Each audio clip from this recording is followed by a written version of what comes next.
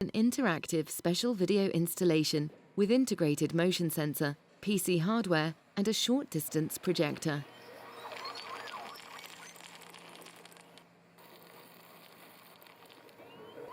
The sensor of this interactive installation detects the viewing angle of a spectator in front of the projection, and the three-dimensional scenario is generated and displayed according to the recipient's perspective.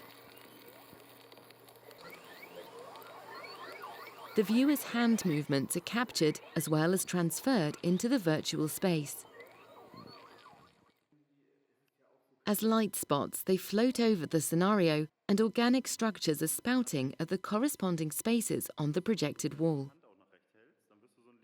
The spectator's interactions generate an organic structure, which is growing excessively until its complexity reaches the system's rendering limits, and the player's interactions are shrinking structures again.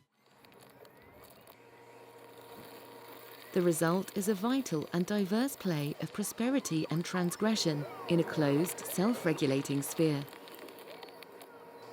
The spectator is thus emancipated from his passive role to become the designer of an individual sculpture.